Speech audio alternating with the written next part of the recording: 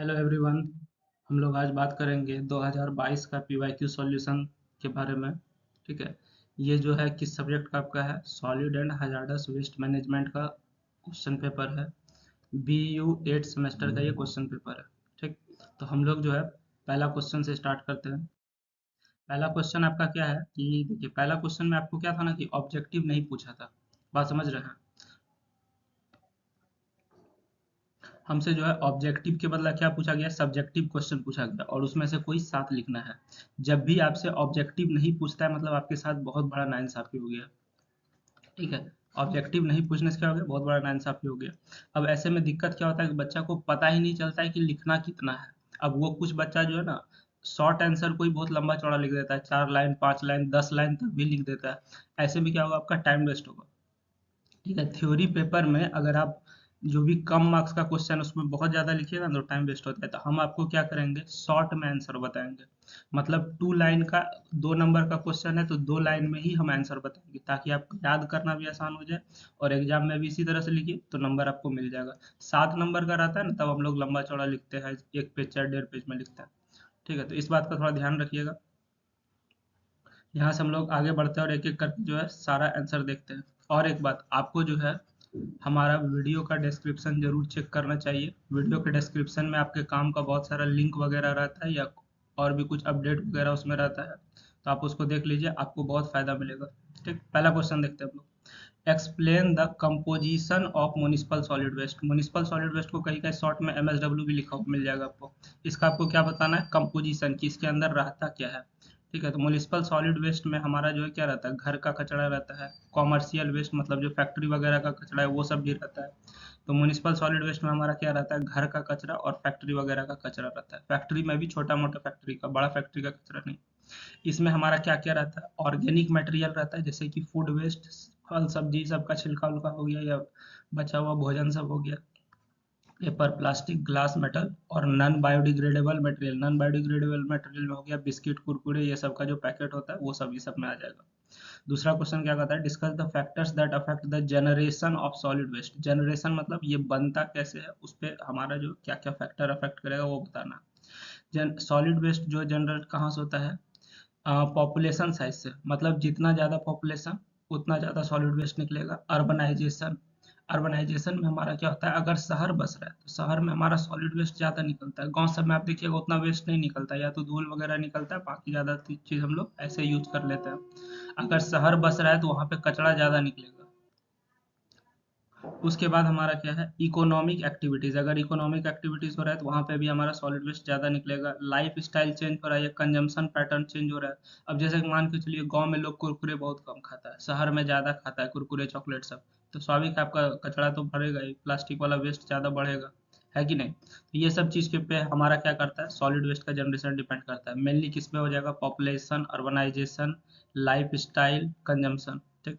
अगला हमारा क्वेश्चन है उसको जरा देखिए। क्वेश्चन हमारा क्या कहता है, specify the role of transfer station. ठीक है। आपको क्या करना है, ट्रांसफर स्टेशन का रोल स्पेसिफाई करना है। किस चीज़ का, ट्रांसफर स्टेशन का म्युनिसिपल सॉलिड वेस्ट मैनेजमेंट में। ट्रांसफर स्टेशन मतलब क्या हो गया, जहाँ से एक चीज़ को दूसरे जगह भेजा जाता है। तो सॉलिड वेस्ट मैनेजमेंट का जब हम लोग बात कर रहे हैं तो हम लोग क्या भेजेंगे, सॉलिड वेस्ट को एक जगह से दूसरा जगह भेजेंगे। तो हमारा इसमें होता क्या है, ये हमारा जो है सॉलिड वेस्ट मैनेजमेंट का जो ट्रांसफर स्टेशन है ये हमारा इंटरमीडिएट का काम करता है। इंटरमीडिएट मतलब बीच का आदमी का काम करता है, जिससे हमारा क्या होता है, कचरा एक जगह से दूसरे जगह भेजने में काफ़ी मदद होता है। एक जगह इंटरमीडिएट का काम करने का मतलब यहाँ पे आप जो है कचरा इकट्ठा करके लाए, फिर यहाँ से हम लोग जो है आगे भेज देंगे। ठीक है। तो ये आपका क्या हो गया, स्टेशन हो गया, ट्रांसफर स्टेशन। मतलब जो घर वगैरह का कचरा है उसको आप इकट्ठा करके कहाँ लाए, ट्रांसफर स्टेशन। और ट्रांसफर स्टेशन से फिर यहाँ से हम लोग भेज देंगे कहाँ, डिस्पोजल साइट में या प्रोसेसिंग करने के लिए भेज देंगे।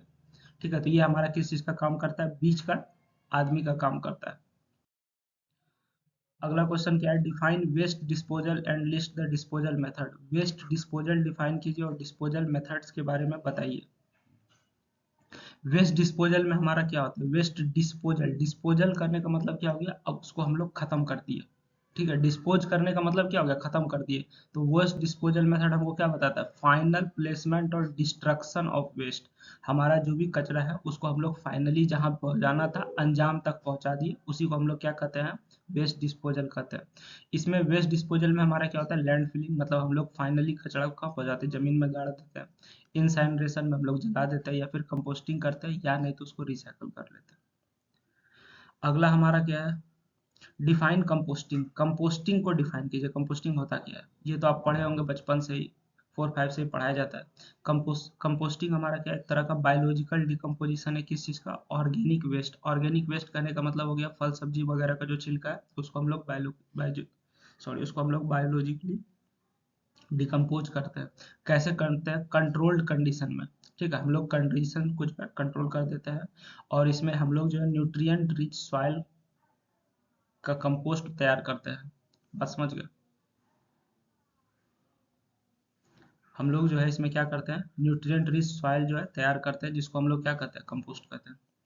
आगे हमारा क्या है, डिफरेंशिएट बिटवीन हजार्डस और नॉन हजार्डस। हजार्डस और नॉन हजार्डस के बीच में आपको क्या बताना है, अंतर बताना है। ठीक है, तो हजार्डस आप जानते ही है, वो हमारे शरीर के लिए क्या होता है, नुकसानदायक होता है। ठीक, और नॉन हजार्डस क्या होता है, शरीर के लिए नुकसानदायक नहीं होता है। तो यहाँ पे हम क्या लिखे हुए हैं, hazardous waste possesses significant risk. Significant risk मतलब महत्वपूर्ण, किसके लिए, ह्यूमन हेल्थ और एनवायरनमेंट के लिए। ठीक है, हजार्डस वेस्ट से इंसान के स्वास्थ्य पे और पर्यावरण पे बहुत गहरा असर पड़ता है। ये हमारा जो है टॉक्सिक होता है, रिएक्टिव होता है और कोरोजिव होता है। ठीक है, जबकि नॉन हजार्डस वेस्ट ऐसा कुछ नहीं होता है, वो डेंजरस होता ही नहीं है। उसके बाद अगला क्वेश्चन क्या है, describe the factors which affect production of leachate. Leachate आप समझते हैं, कचरा के सड़ने के बाद जो पानी निकलता है उसको हम लोग लीचेट कहते हैं। ठीक है, describe the factors which affect production of leachate.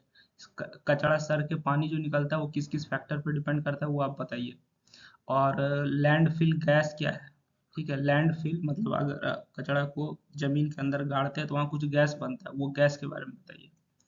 ठीक है, तो ये आंसर देखिए, the production of leachate and landfill gas in landfill is affected by factors such as the composition of waste.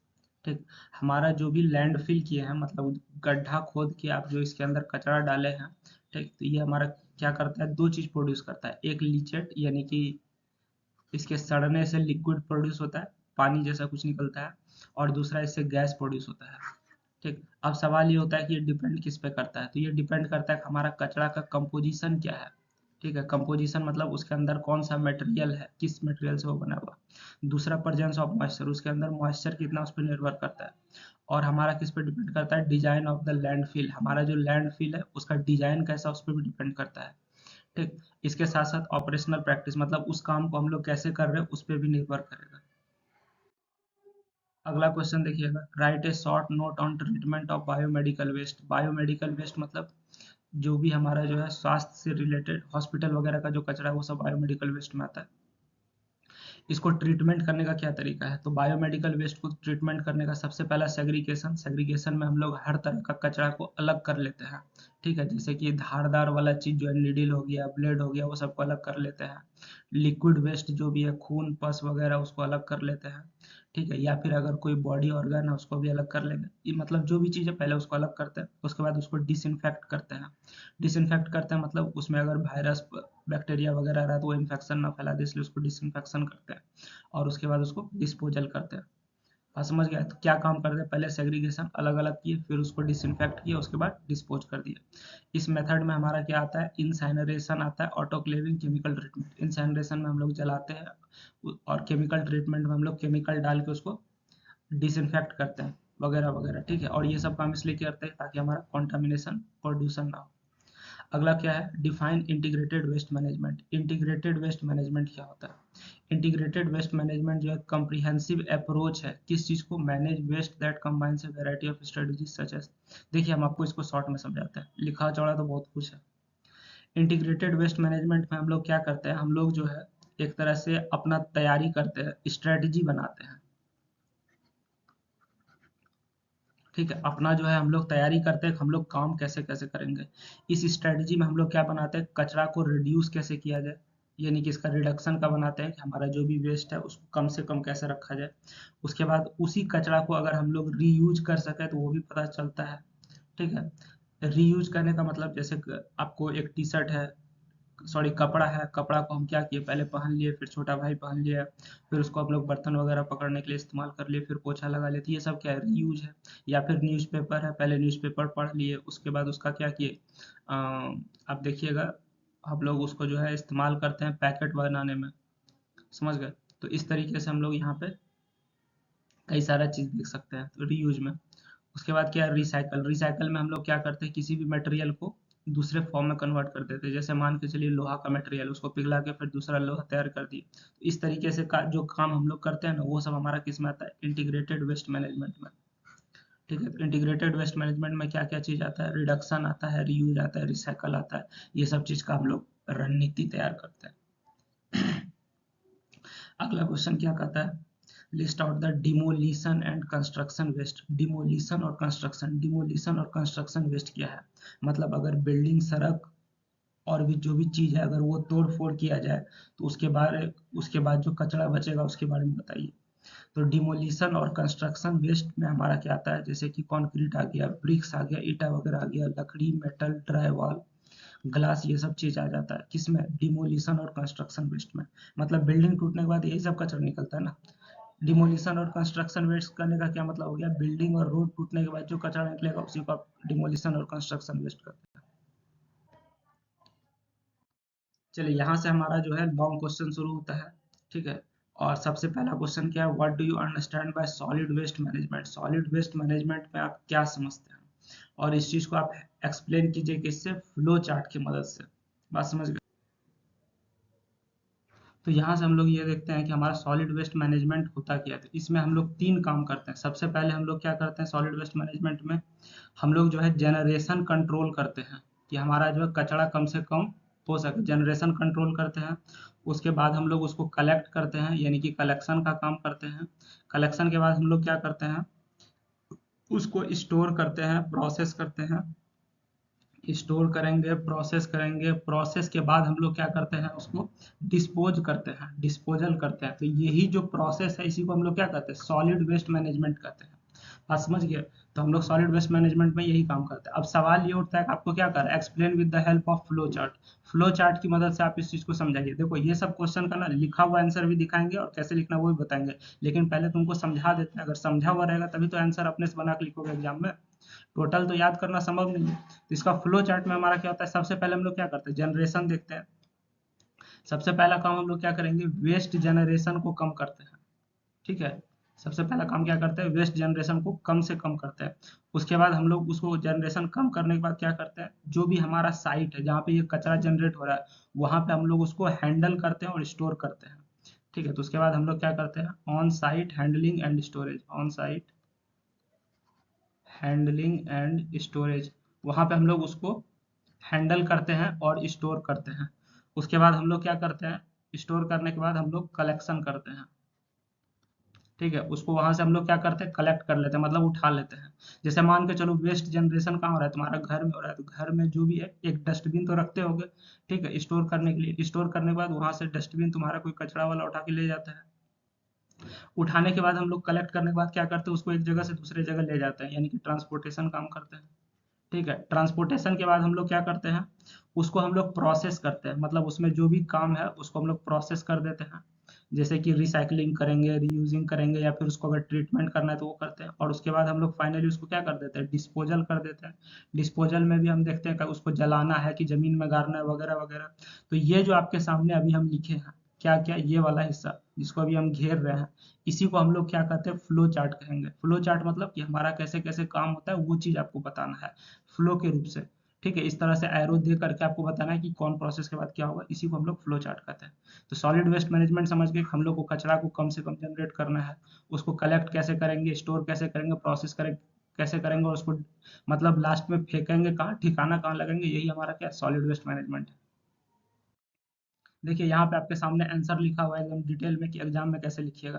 तो सॉलिड वेस्ट मैनेजमेंट हमारा क्या है, systematic control of the generation, मतलब कि हम लोग चाहेंगे ना कि कचरा हमारा कम से कम जनरेट हो सके। ठीक है, और उसके बाद उसको कलेक्ट करना, स्टोरेज, ट्रांसपोर्टेशन, प्रोसेसिंग और डिस्पोजल ऑफ सॉलिड वेस्ट, इसी चीज को हम लोग क्या कहते हैं, सॉलिड वेस्ट मैनेजमेंट कहते हैं।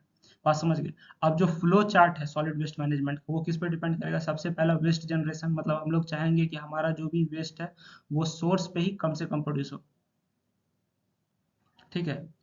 तो हम लोग सबसे पहला हमारा वेस्ट जनरेशन कहाँ से हो रहा है? सोर्स पे हम लोग फोकस करेंगे कि हमारा घर से निकल रहा है, इंडस्ट्री से निकल रहा है, कॉमर्शियल सोर्स से निकल रहा है, जहाँ से भी निकल रहा है उस पे हम लोग फोकस करेंगे, हमारा सोर्स क्या है।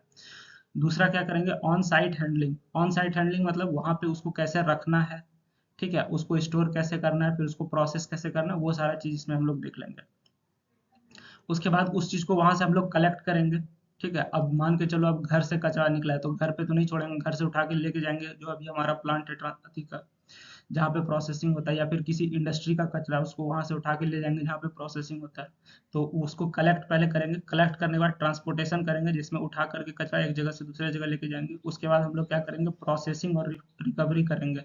कचरा को क्या करेंगे? प्रोसेसिंग और रिकवरी। इसमें हम लोग कचरा को क्या करते हैं? प्रोसेस करते हैं, मतलब उसमें जो भी हमको ट्रीटमेंट देना है या फिर उसका रिसाइकलिंग वगैरह करना है वो सारा काम हम लोग उसमें कर देते हैं। उसके बाद लास्ट में हम लोग उसको डिस्पोजल कर देते हैं। डिस्पोजल करने का मतलब क्या हुआ? ठिकाना लगाना, कि हमारा जो भी कचरा उसका अंतिम जगह क्या है, क्या उसको हमको लैंडफिल करना है यानी जमीन के अंदर गाड़ना है, या फिर उसको जलाना है, या फिर कोई दूसरा टेक्निक लगाना है, तो वो सब चीज इसमें हम लोग देख लेते हैं डिस्पोजल में, ठीक। अब आइए एग्जाम में फ्लो चार्ट कैसे बनाइए। तो एग्जाम में आपका फ्लो चार्ट कैसे बनाइएगा? जैसे दो ऑप्शन दे दिया आपको, एक ये भी आपका फ्लो चार्ट है ऊपर जो दो लाइन में, एक ये भी फ्लो चार्ट है। अगर आप नीचे वाला बनाते हैं फ्लो चार्ट तो आपका क्या होगा? एग्जाम में कॉपी भर जाएगा और आपको नंबर ज्यादा मिल सकता है, क्योंकि कॉपी भरना भी जरूरी है, थ्योरी पेपर है ना, ठीक है। तो आप नीचे वाला फ्लो चार्ट बनाइएगा, ऊपर वाला भी आप बना सकते हैं, दोनों एक ही चीज है, कुछ अलग नहीं लिखा हुआ है। तो फ्लो चार्ट में सबसे पहला हमारा वेस्ट जनरेशन हो गया, कि हमारा कचरा कहाँ से जनरेट हो रहा है, घर से या फैक्ट्री से कहाँ से हो रहा है वो देख लेंगे, ठीक है। हो सकता है तो वहीं पे हम लोग कम भी कर देते हैं कचरा।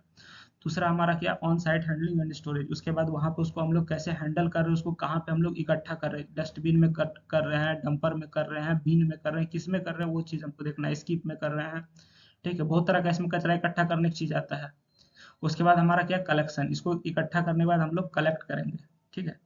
कलेक्ट करने के बाद हम लोग वहाँ से उठाने के बाद उसको ट्रांसपोर्ट करेंगे, एक जगह जमा करने के बाद हम लोग क्या करेंगे? ट्रांसपोर्ट, एक जगह से दूसरे जगह भेजेंगे। उसके बाद उसका प्रोसेसिंग करेंगे। प्रोसेसिंग में तीन काम करते हैं, तीनों याद रखिएगा। ऑब्जेक्टिव में पूछ देगा भाई बताओ इसमें से कौन सा जो है सॉलिड वेस्ट मैनेजमेंट का प्रोसेसिंग नहीं है, तो तीन ऑप्शन क्या है? सॉर्टिंग है, रिसाइकलिंग है, ट्रीटमेंट है, ठीक है। हम लोग तीन काम करते हैं, सॉर्टिंग में सबको अलग अलग करते हैं, रिसाइकलिंग में उसी को पिघला के या जो भी करके हम लोग नया चीज तैयार करते हैं, लास्ट ट्रीटमेंट में उसको हम लोग जो भी उसमें प्रोसेस करना है वो सब करेंगे। उसके बाद हमारा डिस्पोजल आता है। डिस्पोजल में हम लोग इसको ठिकाना लगाते हैं, यानी कि लैंड फिलिंग करते हैं, जमीन में गाड़ने का काम करते हैं, इंसैनरेशन यानी जलाने का काम करते हैं, या फिर कंपोस्टिंग का काम करते हैं। बात समझ गए। हम लोग अब जो है नेक्स्ट क्वेश्चन देखेंगे। नेक्स्ट क्वेश्चन क्या कहता है? Explain the adverse health and environmental impacts due to improper handling of solid waste. कहने का मतलब क्या है कि अगर आप सही से सॉलिड वेस्ट को हैंडल नहीं करते, मतलब ऐसे ही छोड़ दिए, जहां पे कचरा वहीं पे छोड़ दिए, तो इसका जो है ह्यूमन के हेल्थ पे क्या असर पड़ेगा, ठीक है, इंसान के स्वास्थ्य पे क्या असर पड़ेगा और इन्वायरमेंट पे क्या असर पड़ेगा, आपको दोनों चीज बताना है। बात समझ गए ना। तो सबसे पहले हम लोग एक एक करके थोड़ा देख लेते हैं ऊपर ऊपर, उसके बाद तो आपको हम बताएंगे कि एग्जाम में लिखना कैसे है। तो ह्यूमन के हेल्थ पे क्या असर पड़ेगा? अगर कचरा ऐसे ही आप छोड़ दिए, उसको सही से ठिकाना नहीं लगाइएगा, तो सबसे पहले बीमारी फैलता है, स्प्रेड ऑफ डिजीजेस, सबसे पहले बीमारी फैलेगा। दूसरा क्या होगा कि आपका जो है सबसे ज्यादा नुकसान किसको होता है? रेस्पिरेटरी सिस्टम को, मतलब सांस नली को आपको सबसे ज्यादा नुकसान होता है अगर कचरा खुला में, तो क्योंकि वो दुर्गंध करता है, रेस्पिरेटरी इश्यूज शुरू हो जाता है, ठीक है। उसके बाद और क्या होता है? वाटर बॉर्न डिजीज होता है, अगर आप उसको पानी में छोड़ दीजिएगा ना तो प्रोटोजोआ, सॉरी, बैक्टीरिया, वायरस, वो सब फैल जाता है जिससे आपको नुकसान हो सकता है, डायरिया वगैरह का शिकायत हो सकता है, वाटर बॉर्न डिजीज वगैरह हो सकता है, ये सब हेल्थ पे हमारा जो असर करता है, ठीक। उसके बाद इन्वायरमेंट में क्या है?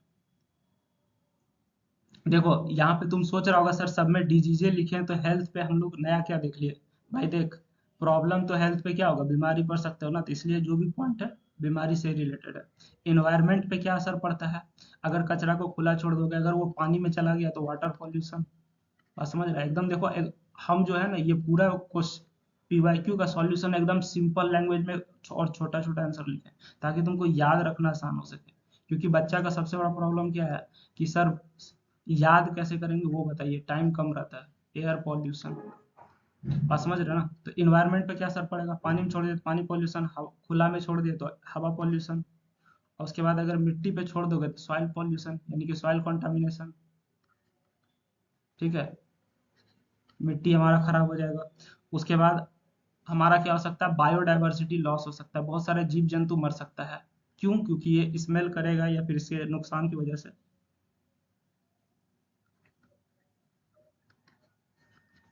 ठीक है, तो इस तरीके से ये हमारा क्या करता है, नुकसान पहुंचाता है। आइए इसको एग्जाम में कैसे लिखना है वो चीज आपको डिटेल में बताते हैं। सबसे पहले हमारा क्या है, explain the adverse health and environmental impact, हमारा स्वास्थ्य और इस पे क्या असर पड़ता है। तो हेल्थ में आपको क्या बताया, स्प्रेड ऑफ डिजीज, अगर आप सही से नहीं कीजिएगा तो आपको कौन कौन सा डिजीज फैल सकता है, कोलरा हो सकता है, डेंगू हो सकता है, मच्छर उच्छर से मलेरिया भी हो सकता है। ठीक है, एक्चुअली में होता क्या है ना कि आप कचरा को अगर खुले में छोड़ दीजिएगा तो रोडेंट या मक्खी या फिर मच्छर वो सब उस पर बैठेगा, जिसकी वजह से बीमारी शुरू होता है। उसके बाद रेस्पिरेटरी, मतलब आपको सांस लेने में दिक्कत हो सकता है, हार्मफुल पॉल्यूटेंट्स जो आपका एयर में है उसकी वजह से आपको सांस लेने में दिक्कत हो सकता है, जैसे कि अस्थमा हो सकता है या फिर हेल्थ स्वास्थ्य खराबी हो सकता है। ठीक है, water borne disease, water borne disease क्या है, मतलब कचरा को अगर सर गल गया तो उससे लिक्विड निकलता है जिसको हम लोग लेचेट कहते हैं। लेचेट को अगर आप लैंडफिल में छोड़ दिए तो इससे आपका क्या होगा, पानी खराब हो जाएगा, जिसकी वजह से आपको कई तरह की बीमारी हो सकता है, वाटर बॉर्न डिजीज हो सकता है, जैसे कि डायरिया हो गया, हेपेटाइटिस हो गया, टाइफाइड वगैरह आपको हो सकता है। ठीक है, इसलिए इसका हेल्थ पे बहुत खतरनाक असर पड़ता है। इन्वायरमेंटल इम्पैक्ट क्या है, इन्वायरमेंटल इम्पैक्ट में वाटर पॉल्यूशन हो सकता है, अगर ग्राउंड में चला गया सीप करके, सीप मतलब रिश्ते हुए अगर ग्राउंड तक पहुंच गया, ठीक है, और ग्राउंड वाटर में पहुंच गया तो फिर वो हमारा वाटर पॉल्यूशन कर देगा। और पीने का पानी अगर खराब हो गया तो इसकी वजह से आपका क्या हो सकता है, आपका स्वास्थ्य खराब हो जाएगा। उसके बाद अगर पानी के सोर्स में चला गया तो जो भी एक्वाटिक इकोसिस्टम है, मतलब मछली उछली है, उसका भी स्वास्थ्य खराब हो जाएगा, वो मर भी सकता है। अगला क्या है, एयर पॉल्यूशन। एयर पॉल्यूशन मतलब अगर इस चीज को आप खुला में जला दीजिएगा तो टॉक्सिक गैस हमारा क्या होगा, हवा में जाके मिल जाएगा, जिसकी वजह से एयर पॉल्यूशन होगा और क्लाइमेट चेंज भी देखने को मिल सकता है। बात समझिए। उसके बाद हमारा क्या है, सॉइल कंटामिनेशन, अगर सॉइल में आपका लीच चला गया, लीच किसको कहते हैं, कचरा सड़ने के बाद जो पानी निकलता है, अगर वो पानी आपका सॉइल में चला गया तो सॉइल खराब हो जाएगा। ठीक है, जिसकी वजह से आपका क्या होगा, प्लांट का ग्रोथ खराब हो जाएगा।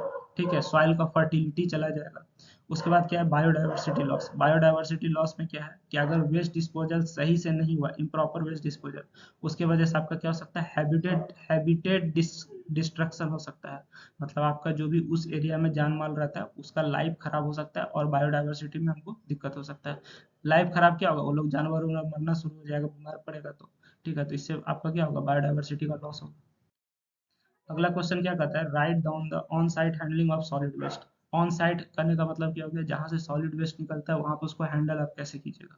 तो on site handling solid waste में क्या क्या हमारा चीज आता है कि हम लोग वेस्ट जनरेशन पे काम कर लें सबसे पहला, उसके बाद उसका ट्रांसपोर्टेशन देख लें कि उसको हम लोग एक जगह से दूसरी जगह कैसे ले जाएंगे, उसको प्रोसेस मतलब उसमें जो भी ट्रीटमेंट चाहिए वो कैसे करेंगे, उसके बाद उसको डिस्पोज यानी ठिकाना कैसे लगाएंगे। तो सबसे पहला काम क्या करते हैं, सेग्रीगेशन करते हैं। सेग्रीगेशन में हम लोग क्या करते हैं, सेपरेट करते हैं। सेपरेट मतलब हर चीज को अलग अलग करते हैं, जैसे जो ऑर्गेनिक वेस्ट है यानी कि खाने पीने का फल सब्जी छिलका उसको अलग किए। रिसाइकलेबल जो भी है जिसको हम लोग वापस से नया सामान बना सकते हैं, जैसे लोहा लक्कड़ का सामान हो गया उसको लोहा पिघला के नया लोहा बना देंगे, प्लास्टिक पिघला के नया प्लास्टिक बना देंगे, शीशा पिघला के नया शीशा का सामान बना देंगे। तो वो जो भी हमारा है उसको अलग अलग करते हैं, और जो हजार्डस वेस्ट है उसको भी अलग करते हैं। तो पहला हो गया सेग्रीगेशन जिसमें अलग अलग करते हैं। दूसरा हो गया स्टोरेज, मतलब हमारा जो भी कचरा उसको स्टोर कहाँ करेंगे, बिन यानी डस्टबिन हो गया या कंटेनर में जो रखेंगे, जो भी जगह रखेंगे वो सारा चीज हमारा किस में आ जाएगा, स्टोरेज में आएगा। उसके बाद हम लोग रिडक्शन करेंगे। ठीक है, हमारा जो भी वॉल्यूम जनरेट हो रहा है, कचरा जितना भारी मात्रा में जनरेट हो रहा है उसको हम लोग कम करने की कोशिश करेंगे। कैसे कम करेंगे, पैकेजिंग करेंगे या फिर रीयूजिंग करेंगे, जो भी हम लोग करेंगे उसको कचरा को कम करेंगे। लास्ट में हम लोग कंपैक्टिंग करते हैं, नहीं इसके बाद ये स्टेप है। कंपैक्टिंग में हमारा क्या होता है, जो भी कचरा होता है उसको दाब दाब के हम लोग पतला करते हैं, ताकि हमारा कचरा का मात्रा जो है वो क्या हो सके, कम हो सके।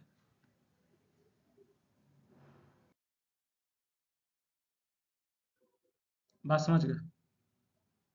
उसके बाद अगला चीज क्या है, write briefly on hauled container system SCS for collection of solid waste.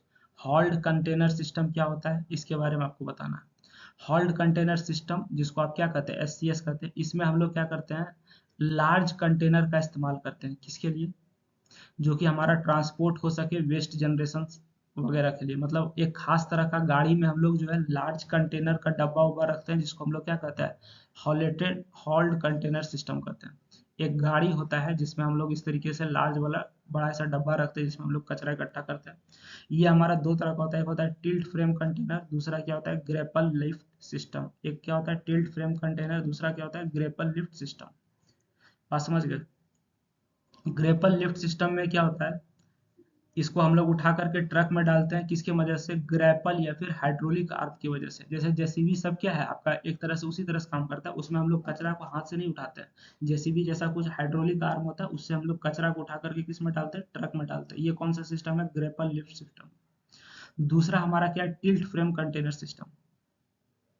ठीक है, कंटेनर में हमारा जो भी कचरा है उसको कैसे लोड किया जाता है, टिल्ट फ्रेम मैकेनिज्म से। मतलब उसको हल्का टेढ़ा करोगे, जो भी हमारा डाला है, जो भी कंटेनर का डब्बा है, उसको हल्का टेढ़ा करोगे, उसमें सारा कचरा चला जाएगा और फिर वो हम लोग उठा के ले जा सकते हैं। बात समझ गए। तो यानी कि हमारा जो भी एससीएस सिस्टम वो दो तरीके से डिपेंड करता है, या हम लोग जेसीबी वाला सिस्टम से उठा उठा के डाल रहे हैं, या नहीं तो हम लोग किसे डाल रहे हैं, डब कंटेनर को टेढ़ा करके उसमें भर दिए फिर फेंक दिए। अब इसका एडवांटेजेस क्या है, एडवांटेजेस ऑफ एससीएस। एससीएस का एडवांटेज क्या है, flexibility, efficiency, reduced handling. Flexibility क्या है, ये हमारा जो है लार्ज वॉल्यूम ऑफ वेस्ट को हैंडल कर सकता है और उसको क्या बनाएगा, सुटेबल बनाएगा किसके लिए, इंडस्ट्रियल और कॉमर्शियल साइट्स के लिए। बात समझ में आ रही है। तो ये आपको एक तरह का फ्लेक्सिबिलिटी देता है कि हम लोग ज़्यादा से ज़्यादा कचरा को आसानी से उठा सकते हैं। दूसरा एफिशिएंसी, हमारा जो है नंबर ऑफ ट्रिप्स को कम कर दिया जाता है। ठीक है, ताकि हमारा जो है वेस्ट कलेक्शन आसानी से हो सके। मतलब बड़ा डब्बा है, कंटेनर है, तो उसमें हम लोग एक ही बार में ज़्यादा से ज़्यादा कचरा उठा के ले जा सकते हैं।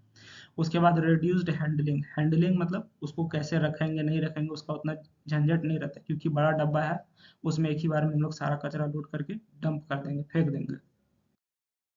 अगला क्वेश्चन क्या कहता है, explain the objectives of collection operation involve in solid waste management. Solid waste management में जो भी हमारा कलेक्शन का काम होता है उसका क्या ऑब्जेक्टिव है, मतलब क्या मकसद है, क्यों कलेक्शन करते हैं हम लोग। तो प्राइमरी ऑब्जेक्टिव, मुख्य रूप से जो इसका ऑब्जेक्टिव है वो क्या है, पहला इफिशियंसी, दूसरा सेफ्टी, तीसरा एनवायरमेंटल प्रोटेक्शन, पब्लिक हेल्थ और कंप्लायंस। अब जैसे कि देखो एक एक करके समझाते हैं पहले तुमको। सॉलिड वेस्ट मैनेजमेंट में हमारा जो भी कलेक्शन का काम है, मतलब कचरा इकट्ठा करने का काम है, उससे हमको फायदा क्या होता है, इफिशियंसी कैसे,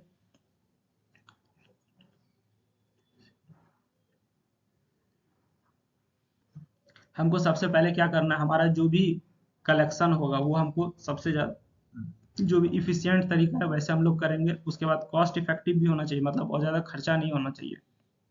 ठीक है। सेफ्टी में हम लोग क्या देखेंगे कि हमारा सेफ हैंडलिंग और ट्रांसपोर्टेशन हो सके सही से, ताकि हमारा जो है वर्कर सबको कोई नुकसान नहीं हो, पब्लिक को कोई नुकसान नहीं है, तो वो सेफ्टी का ध्यान रखते हैं। इन्वायरमेंटल प्रोटेक्शन में हम लोग क्या देखते हैं, इन्वायरमेंट को कैसे प्रोटेक्ट करते हैं, लिटरिंग नहीं होने देते, मतलब जो कूड़ा कचरा सब इधर उधर उड़ते रहता है ना, वो सब काम हम लोग नहीं होने देते। ठीक है। हम लोग व्हीकल पे उसको सही से उठा के ले जाते हैं ताकि हम लोग उसको अच्छे से डिस्पोज कर सकें। पब्लिक हेल्थ पे क्या असर पड़ता है, तो हम लोग जो है इंसान का स्वास्थ्य बचाने का काम करते हैं, ताकि उसको जो है नॉइसेंस नहीं हो, जैसे कि महके नहीं, कीड़ा मकोड़ा उड़े नहीं, वो सब चीज़ का भी हम लोग ध्यान रखते हैं कलेक्शन में। ठीक है। कंप्लायंस मतलब कि हम लोग जो है जो भी नियम कानून बना हुआ है इसके लिए वो सही से पालन हो रहा है कि नहीं हो रहा है। कचरा उठाने का क्या नियम है, अभी तुम देखोगे जो भी हमारा वर्कर लोग होता है उसको ग्लव्स दिया गया है। ठीक है, कि आप ग्लव्स पहन के कचरा उठाइए ताकि आपको कोई इन्फेक्शन नहीं हो, आप मास्क का प्रयोग कीजिए। तो ये सारा चीज इसमें हमारा आ जाएगा।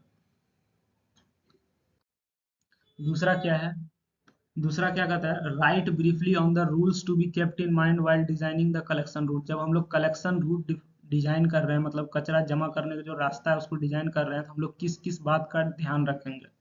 ठीक है।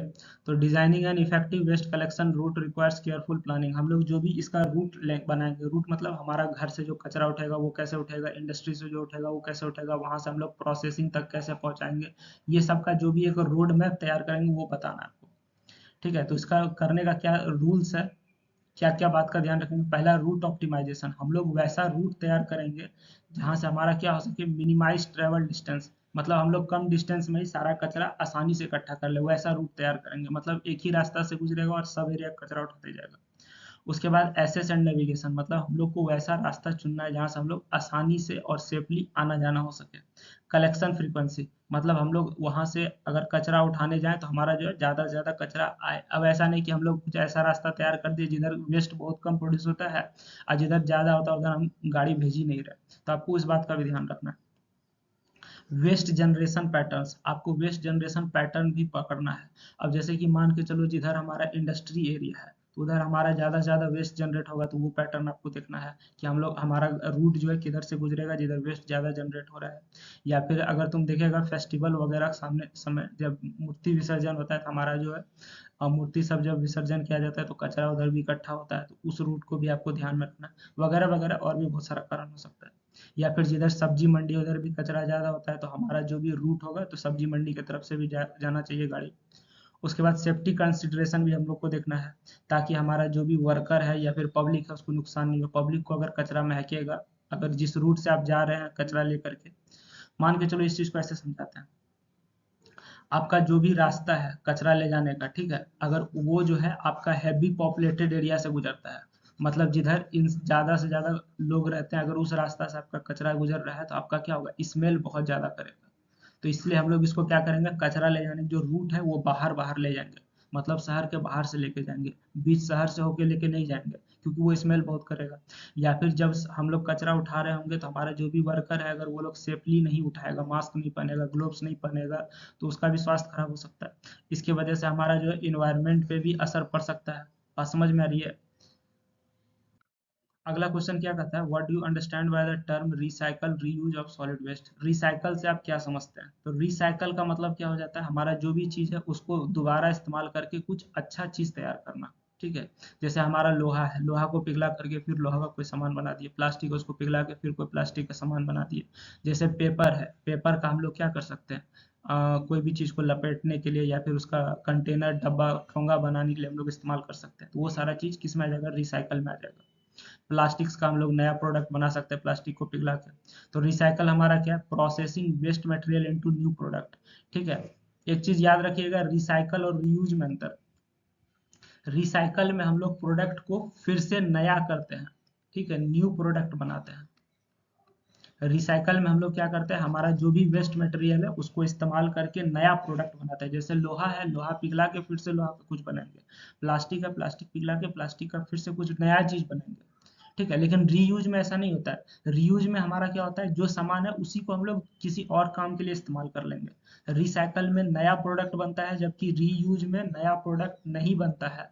ठीक है, न्यू प्रोडक्ट जो है इसमें नहीं बनता है, उसी को क्या किया जाता है, दूसरे तरीके से इस्तेमाल किया जाता है। जैसे इसका सबसे अच्छा एग्जांपल हम क्या देते हैं कि अगर आपका टी शर्ट है, टी शर्ट आपका खराब हो गया, उसका रीयूज क्या होगा, आपका छोटा भाई पहन लेगा।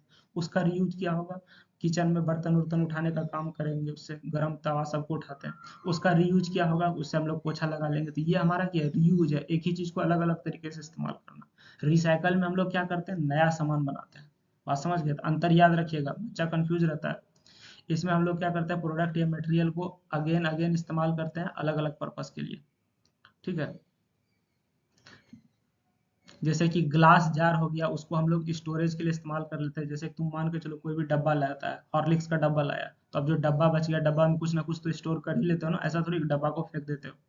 ठीक, तो ये सारा चीज इसमें हमारा आ जाता है। आगे क्या कहता है, identify the adverse effects of landfill leachate and list appropriate control measures. Appropriate control measures बताइए क्या है। ठीक है, आपका जो भी एडवर्स इफेक्ट है, मतलब हमारा लैंडफिल लीचेट का, हम लोग जो जमीन में कचरा डालेंगे, कचरा सड़ेगा गलेगा वो रिसेगा, ठीक ना, उसके वजह से हमारा जो भी नुकसान होगा उसके बारे में आपको बताना है। ठीक, और उसके लिए हम लोग क्या क्या मेजर ले सकते हैं, मेजर ले सकते हैं मतलब उसको हम लोग कैसे कैसे बचा सकते हैं या कैसे कंट्रोल कर सकते हैं वो भी बताना है। तो लैंडफिल लीचेट हमारा क्या है, एक तरह का लिक्विड ड्रेन है लीचेस का, किसमें, लैंडफिल में। इसको आपको आसान भाषा में समझाते हैं कि अगर आप गड्ढा खोद के क्या करते हैं, कचरा को गाड़ देते हैं। अगर आप क्या करते हैं, गड्ढा खोद के कचरा को गाड़ देते हैं, यानी कि कचरा को आप क्या कर रहे हैं। आगे हमारा क्या, आइडेंटिफाई द एडवर्स इफेक्ट्स, जो भी हमारा है इसमें। तो हम लोग क्या क्या देख रहे हैं, हमारा जो लैंडफिल लीचेट है, ठीक, लैंडफिल लीचेट हमारा क्या होता है, जो भी हमारा कचरा सड़ गल गया ठीक, उसके वजह से जो हमारा पानी रिसता है उसको हम लोग क्या कहते हैं, लीच कहते हैं। जो भी हमारा पानी रिसेगा उसको हम लोग लीच कहते हैं, और उस चीज को अगर हम लोग जमीन में गाड़ देते हैं तो वो हमारा कैसे कैसे नुकसान पहुंचाता है। ठीक, तो एडवर्स इफेक्ट में हम लोग क्या देख रहे हैं, contamination of ground water and surface water. हमारा जो भी ग्राउंड वाटर या सरफेस वाटर है वो हमारा खराब हो जाता है सबसे पहला। लीचेट की वजह से हमारा क्या होता है, वो पानी अगर आपका मिट्टी में चला गया, ठीक है, या फिर ग्राउंड वाटर में चला गया तो उस चीज को वो खराब कर देगा, जिस वजह से आपका क्या होगा, वाटर पॉल्यूशन हो सकता है। पहला बात। दूसरा हमारा क्या है, सॉइल कॉन्टामिनेशन। सॉइल कॉन्टामिनेशन कहने का मतलब क्या है, हमारा जो है मिट्टी खराब हो सकता है। ठीक ना, ये जो है हमारा सॉइल को डिग्रेड कर सकता है, ये हमारा क्या कर सकता है, सॉइल को डिग्रेड कर सकता है, मतलब सॉइल का क्वालिटी को खराब कर सकता है। ठीक, प्लांट के ग्रोथ को भी कम कर देगा, मतलब प्लांट को सही से ग्रोथ नहीं करने देगा। एग्रीकल्चर में हमारा जो कृषि में प्रोडक्टिविटी कम हो जाएगा, यानी पैदावार कम होगा, ये सब चीज हमारा होता है। हेल्थ hazard, स्वास्थ्य पे क्या असर पड़ेगा अगर लीचेट कंटामिनेट करता है आपका किसको, ड्रिंकिंग वाटर सोर्स को। लीचेट किसको खराब करता है, ड्रिंकिंग वाटर का जो सोर्स है उसको खराब करता है, जिससे आपका क्या होगा, स्वास्थ्य खराब होगा। और ये हमारा सीरियस हेल्थ इशू हो सकता है किस पे, इंसान के स्वास्थ्य पे, बीमारी वगैरह भी फैल सकता है।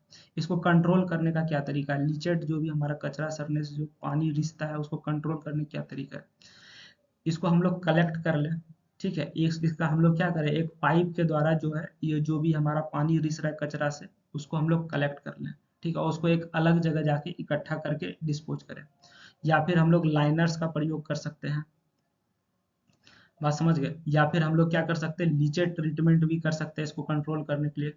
ठीक, हमारा जो भी लीचेट है उसको हम लोग अलग से फिजिकल, केमिकल और बायोलॉजिकल मेथड से ट्रीट करके उसके बाद हम लोग डिस्चार्ज करेंगे, क्योंकि उसमें बैक्टीरिया भी हो सकता है। केमिकल डालेंगे, जो भी हार्मफुल उसमें चीज़ है वो सारा चीज़ खत्म हो जाएगा, न्यूट्रलाइज कर लेंगे उससे हम लोग।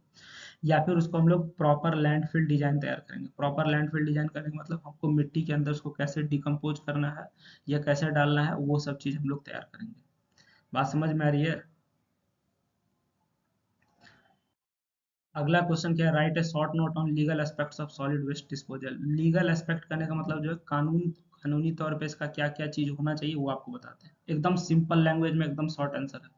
क्या कहता है, legal aspect solid waste disposal का, इसमें हमारा क्या आता है, रेगुलेशन, यानी कि नियम कानून आता है। वो सब चीज की हमारा कैसे इसका हैंडलिंग किया जाए, इसका कैसे ट्रीटमेंट किया जाए, इसको कैसे डिस्पोज किया जाए, ये सारा चीज आता है, ताकि हमारा जो है पब्लिक हेल्थ और इन्वायरमेंट को हम लोग प्रोटेक्ट कर सकें। अब इसमें क्या आता है, सबसे पहले तो आपको स्टैंडर्ड सेट कर देना है कि हमारा किस हिसाब से कचरा निकलेगा, उस किसको हमको लैंडफिल करना है, किसको हमको जलाना है, किसको हमको रिसाइकल करना है, वो सारा चीज हम लोग तैयार करेंगे। इसके लिए हमारा जो है नियम कानून बनाया जाता है। ठीक है, हमको क्या तैयार किया जाता है, नियम कानून, यानी कि लॉ वगैरह इसके लिए बनाया जाता है। जैसे इसका एक सबसे अच्छा लॉ है RCRA। ठीक है, इसका सबसे अच्छा लॉ क्या है, RCRA, resource conservation and recovery act. ये US का लॉ है। बात समझ। उसके बाद हम लोग क्या कर सकते हैं, सॉलिड वेस्ट के लिए रूल्स बना सकते हैं। ठीक ना, रूल्स बनाएंगे जो कि क्या करेगा, गवर्नमेंट फॉलो करेगा, ताकि जिस समय कचरा कलेक्ट किया जा रहा है उसको अलग किया जा रहा है, या फिर स्टोर किया जा रहा है, या फिर एक जगह से दूसरी जगह ले जाया जा रहा है, या फिर प्रोसेसिंग कर रही है, डिस्पोजल के समय हमारा जो है गवर्नमेंट एक नियम कानून फॉलो करे। अगर नियम कानून फॉलो करेगा तो हमारा कचरा का जो है कोई भी पर्यावरण पे नुकसान नहीं पहुंचेगा। ठीक है, तो पहला हम लोग क्या करेंगे, उसको कैसे कैसे ठिकाना लगाना है, उसके क्या क्या करना है, उस पर हम लोग रिसर्च करेंगे। दूसरा, हम लोग नियम कानून बना रहे हैं। उसके बाद तीसरा, हम लोग जो है सबको ये काम करने नहीं देंगे, उसके लिए हम लोग स्पेशल लाइसेंस या परमिट जारी करेंगे। बात समझ में आ रही है, हम ये सब जो भी हमारा वेस्ट डिस्पोजल का काम है ये सबको करने नहीं देंगे, उसके लिए हम लोग लाइसेंस और परमिट तैयार करेंगे, कि हमारा जो कुछ पार्टिकुलर आदमी ही ये काम कर सकता है, हर कोई नहीं कर सकता है। उसके बाद अगर कोई इस चीज को फॉलो नहीं करता है तो उसके लिए हम लोग पेनाल्टी लगाएंगे। ठीक है, अगर कोई इस चीज को फॉलो नहीं करता है तो उसके लिए हम लोग क्या करेंगे, पेनाल्टी लगाएंगे। पेनाल्टी में हमारा क्या होगा कि इस चीज से वो क्या होगा, जुर्माना लगेगा तो अपने लाइन पे आ जाएगा, है कि नहीं। तो पेनाल्टी लगाने का काम करेंगे, तो ये सब हम लोग कर सकते हैं। आगे बढ़ते हैं। Describe the various techniques of hazardous waste processing and methods of disposal. हमारा जो भी डिस्पोजल का मेथड है उसके लिए आपको बताना है, बहुत सारा जो भी टेक्निक्स है वो बताना है, हजार्डस वेस्ट प्रोसेसिंग का और डिस्पोजल का क्या क्या तरीका है वो बताते हैं। तो हजार्डस वेस्ट हमारा जो भी होता है उसमें कोई प्रॉपर हैंडलिंग चाहिए, उसको सही से आपको इकट्ठा करना है। ठीक है, उसको सही से प्रोसेस करना है, उसको सही से ठिकाना लगाना है, मतलब डिस्पोज भी सही से करना है, नहीं तो आपका ह्यूमन हेल्थ पे बहुत ज़्यादा नुकसान पहुंच जाएगा। और इसके साथ साथ इन्वायरमेंट पे भी नुकसान पहुंचता है।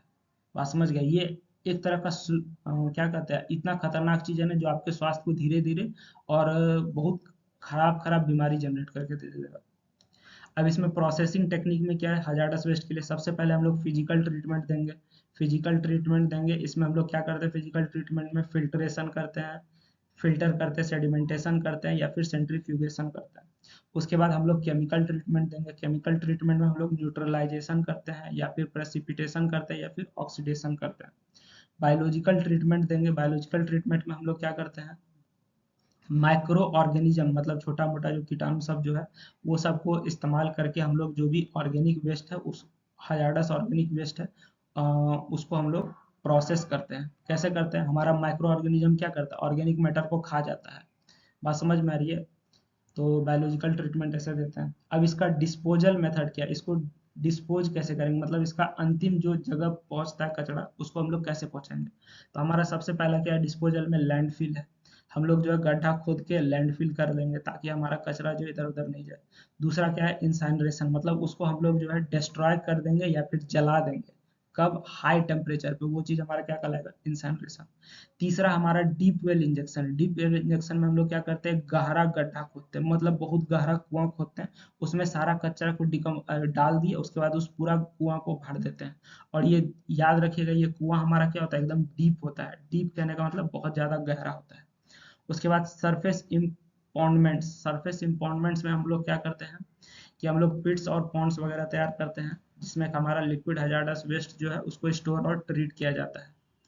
बात समझ गए? तो ये हमारा क्या था, टेक्निक था, किस चीज के लिए, हजार्डस वेस्ट को प्रोसेस और उसका डिस्पोजल का, ये सब कुछ टेक्निक था। अगला क्वेश्चन क्या है कि explain the salient provisions of municipal solid waste management. हमारा जो म्युनिसिपल सॉलिड वेस्ट मैनेजमेंट और हैंडलिंग नियम आया था कब, 2000 में। उसका आपको क्या बताना है, साइलेंट प्रोविजन बताना है और उसका लिमिटेशन भी बताना है। इसका लिमिटेशन बहुत खतरनाक है, ठीक है। इसका लिमिटेशन जब सुनोगे ना दिमाग शॉक कर जाएगा। तो पहले हम लोग इसका साइलेंट प्रोविजन देखते हैं, उसका लिमिटेशन भी देखेंगे। तो इस प्रोविजन में क्या किया था, म्युनिसिपल सॉलिड वेस्ट मैनेजमेंट और हैंडलिंग का जो रूल 2000 में आया था, ये इस्टेब्लिश कौन किया था, इंडियन गवर्नमेंट किया था। क्यों किया था, ताकि मैनेजमेंट हो सके म्युनिसिपल सॉलिड वेस्ट का, ठीक है। इसमें साइलेंट प्रोविजन मतलब क्या क्या चीज में दिया गया था, क्या क्या बताया गया था इस नियम में। सबसे पहला क्या बताया गया था, सेग्रीगेशन ऑफ वेस्ट। आप हमारा जो भी कचरा उसको अलग अलग कीजिए। दूसरा कलेक्शन एंड ट्रांसपोर्टेशन, उसको सही से इकट्ठा कीजिए और सही से एक जगह से दूसरे जगह ट्रांसपोर्ट कीजिए। तीसरा वेस्ट प्रोसेसिंग, आपका जो भी वेस्ट है उसको सही से प्रोसेस कीजिए, ठीक है। मतलब इसमें आपको कंपोस्टिंग बताया गया है, रिसाइकलिंग बताया गया है, या जो भी मेथड है वो सब बताया गया। उसके बाद लैंडफिल मैनेजमेंट, आपका जो भी कचरा है उसको जाके जमीन में गाड़िए, उसको सही से गाड़िएगा, ताकि हमारा जो भी है बेकार का गैस नहीं निकले या जो भी प्रॉब्लम वो सारा नहीं हो। उसके बाद पब्लिक अवेयरनेस एंड इन्वॉल्वमेंट, इसमें ये बताया गया था कि हमारा जो भी पब्लिक है उसको आप जाके समझाइए, एजुकेट कीजिए पब्लिक को कि हमारा जो है कचरा को कैसे कैसे ठिकाना लगाना है, उसको अलग अलग कीजिए। जैसे आप अभी सुनते होंगे प्रचार में कि सूखा कचरा अलग करना है, गीला कचरा अलग करना है, ताकि उसको हम लोग क्या कर सकते हैं, अलग अलग है तो उसको हम लोग ट्रीटमेंट सही से कर सकते हैं या उसको सही से प्रोसेस कर सकते हैं। तो ये सब चीज इंसान को बताना था, ये नियम कानून के तहत। अब हम लोग देखते हैं कि इसका लिमिटेशन क्या था। लिमिटेशन में क्या हो गया भाई, नियम तो हम लोग बनाने का बना दिए, वैसा सुविधा भी तो होना चाहिए। जैसे अभी हम बना दिए कि सूखा कचरा अलग और गीला कचरा अलग कर दीजिएगा, ठीक है। तो सूखा कचरा अलग और गीला कचरा अलग आप कर दिए, लेकिन अब क्या दिक्कत है, आप उसको लेके कैसे जाइएगा, ठीक है। लेकिन अगर सुविधा ही नहीं है, मान के चलो इस चीज को ऐसे समझते हैं, अभी गीला कचरा के लिए अलग डब्बा है, सूखा के लिए अलग डब्बा है, लेकिन अगर अलग अलग डब्बा दोगे ना तो सब तो एक ही जगह फेंकेगा ना। तो ये हमारा क्या सबसे पहला लिमिटेशन है, मतलब कि हमारे पास सुविधा ही वैसा नहीं था जिस समय ये नियम आया था 2000 में, ठीक है। तो उस समय हमारे पास वैसा क्या था, सुविधा ही नहीं था, पहला बात ये हो गया। दूसरा चीज हमारे साथ क्या हो गया, इम्प्लीमेंटेशन गैप, हम लोग ये सब नियम को जो है ना सही से इम्प्लीमेंट नहीं कर पाए, मतलब नियम को सही से लागू नहीं किया गया था। नियम बनाने का बन गया, लागू नहीं हुआ, क्यों नहीं लागू हुआ, लैक ऑफ इंफ्रास्ट्रक्चर, मतलब वैसा सुविधा नहीं था। एक कचरा इकट्ठा करने के लिए पर्याप्त आदमी नहीं थे, हमारे पास उस तरह का डंपर गाड़ी वगैरह नहीं था, हमारे पास पर्याप्त डस्टबिन वगैरह नहीं था। तो इस तरीके से ये जो है इम्प्लीमेंट मतलब लागू सही से नहीं कर पाया गया। उसके बाद पब्लिक पार्टिसिपेशन, मतलब बहुत सारा पब्लिक जो है ये सब चीज में पार्टिसिपेट नहीं किया। पब्लिक पार्टिसिपेशन बहुत जरूरी है, क्यों जरूरी है, जैसे अगर तुम पब्लिक को बताओगे कि सब कचरा अलग अलग रखना, तभी तो तुमको उठाना आसान रहेगा। नहीं तो पब्लिक कुछ क्या होता है, बहुत पागल जैसा काम करता है, कहीं पे जाके कुछ भी फेंक देगा, उसको कोई मतलब ही नहीं है। समझ में आ रही है? तो पब्लिक अवेयरनेस पे भी आपको क्या करना पड़ता, काम करना पड़ता है, जो कि पब्लिक तक ये बात पहुंचाया नहीं गया। अभी क्या है, बहुत सारा इसका प्रचार आता है, जिससे तुम कचरा उठाने वाला गाड़ी आता है तो वो हॉर्न बजाता है और गाना में बजाते रहता है, गाना बजा के फिर वही जो है वो इम्पोर्टेंट बात बता देता है, सूखा कचरा को इस डस्टबिन में डालिए, गीला कचरा को इस डस्टबिन में डालिए, तो वो सारा चीज वो क्या करता है, बता देता है।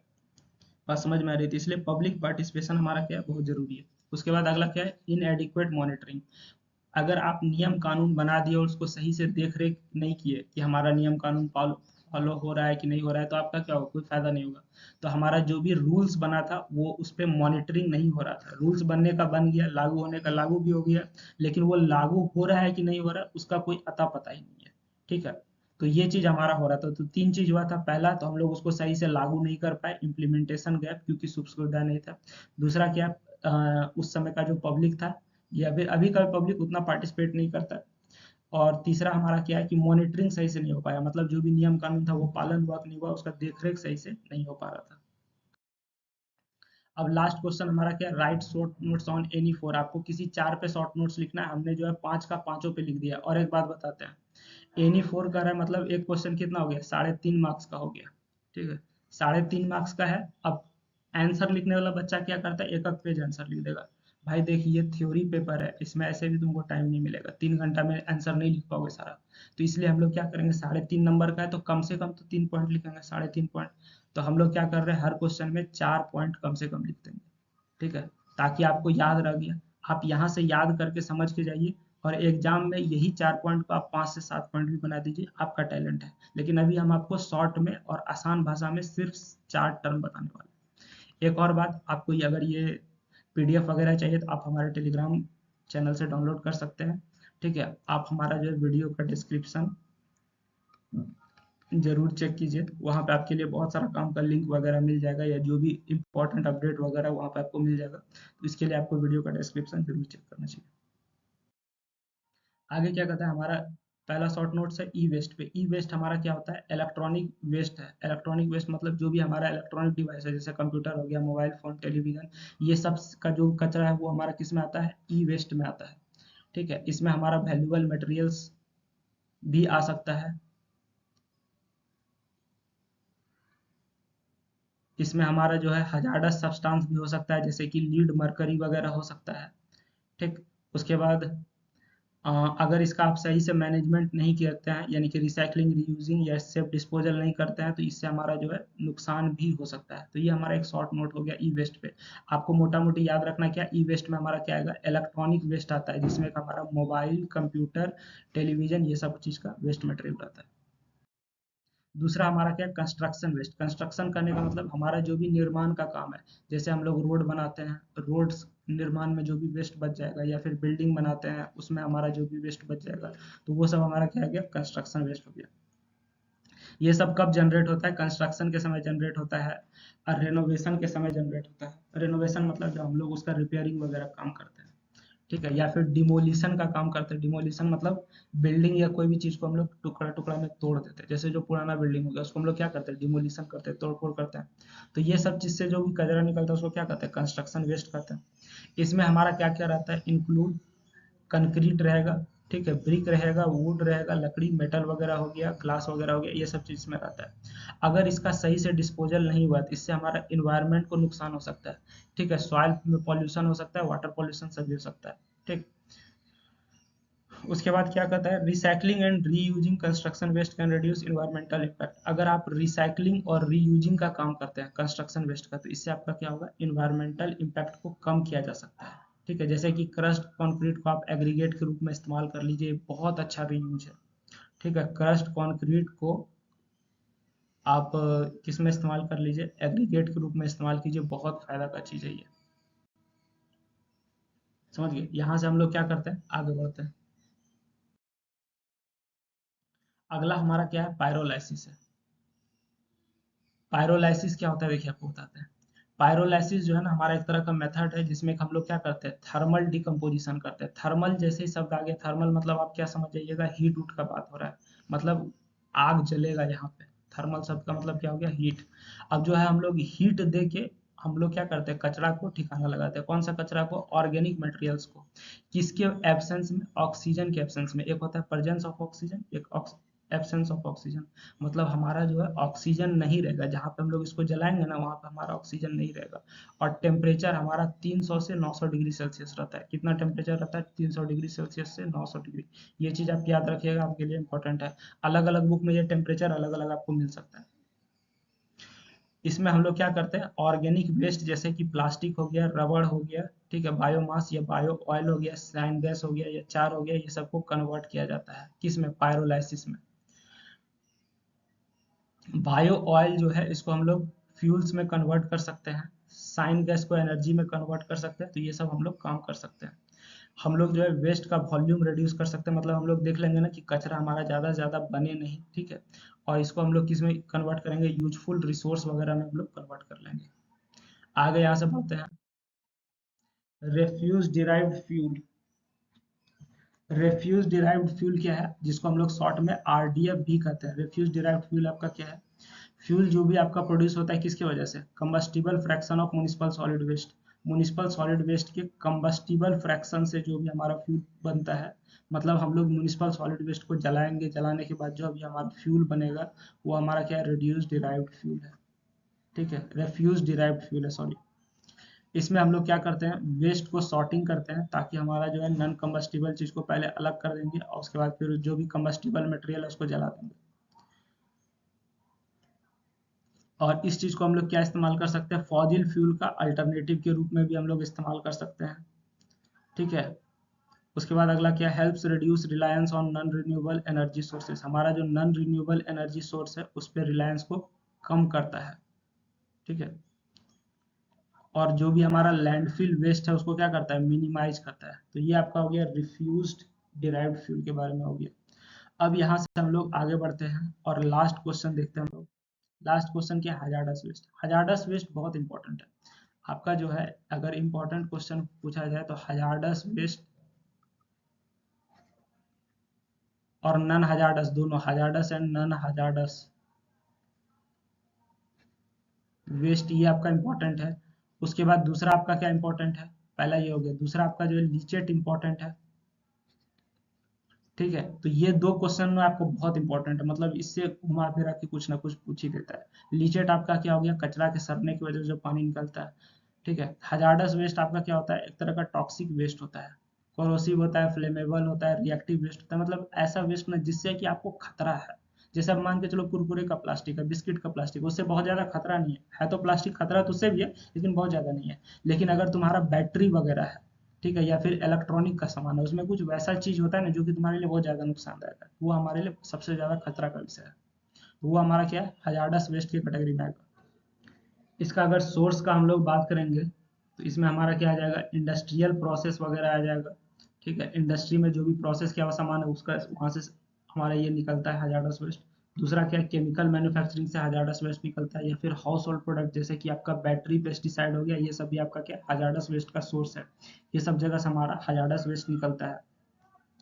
इस तरह का जो भी हजार्डस वेस्ट है उसको हमको क्या देना पड़ेगा? स्पेशल ट्रीटमेंट देना पड़ेगा। अगर आप स्पेशल ट्रीटमेंट नहीं दीजिएगा तो वो आपके स्वास्थ्य को और पर्यावरण को बहुत ज़्यादा नुकसान पहुंचा सकता है, इन्वायरमेंट को और हेल्थ को बहुत ज़्यादा नुकसान पहुंचा सकता है। इसलिए इसको स्पेशल ट्रीटमेंट देंगे। इसका एक स्पेशल डिस्पोजल मेथड होना चाहिए, मतलब आम कचरा की तरह इसको डिस्पोज नहीं करेंगे, ठीक। इसका स्पेशल मेथड में हम लोग क्या करेंगे? इंसाइनरेशन करेंगे, मतलब इसको जलाने वगैरह का काम करेंगे, ठीक है। या फिर हम लोग इसका सिक्योर लैंड फिलिंग करेंगे। सिक्योर लैंड फिलिंग में हम लोग क्या करते हैं? इसको सही से जमीन के अंदर गाड़ने का काम करेंगे। तो ये सब चीज हमारा किस में हो गया? हजार्डस वेस्ट में। दूसरा हमारा क्या है? इसका प्रॉपर मैनेजमेंट बहुत जरूरी है, ठीक है। इसका जो भी है हमारा प्रॉपर मैनेजमेंट बहुत जरूरी है। अगर नहीं हुआ मैनेजमेंट ना तो बहुत खराब नुकसान पहुंचता है किसके? पब्लिक के हेल्थ पे और इन्वायरमेंट पे, ठीक। इसके लिए एक प्रॉपर नियम कानून बनाना बहुत जरूरी है, ठीक। तो ये हमारा हजार्डस वेस्ट था। अभी हम लोग देखते हैं कि हमारा ये था क्या? ये हमारा था पीवाईक्यू का सॉल्यूशन, ठीक है। आपका जो है पीवाईक्यू का सॉल्यूशन हम बता दिए। अब यहाँ से आपको क्या करना है कि इसको एक दो बार अच्छे से पढ़ लेना। आप हमारा पीडीएफ टेलीग्राम चैनल से डाउनलोड कर सकते हैं या फिर व्हाट्सएप ग्रुप में मिल जाएगा, उसका लिंक वीडियो के डिस्क्रिप्शन में मिल गया है, ठीक है। आपको एग्जाम में क्या करना है? अपने से बना के सही सही आंसर लिखना है और पॉइंट वाइज लिखिएगा, क्योंकि थ्योरी पेपर है ना। और कोशिश कीजिएगा कि आंसर आप जितना लॉन्ग लिख सकते हैं, आप यहाँ से शॉर्ट में समझ के जाइए और आंसर वहाँ लॉन्ग में लिखिएगा, ठीक है, ताकि आपको ज़्यादा से ज़्यादा नंबर मिल सके। तो आई होप कि आपका एग्ज़ाम जो है बहुत अच्छा जाएगा, ठीक है। तो आज के लिए इतना ही। Thank you everyone.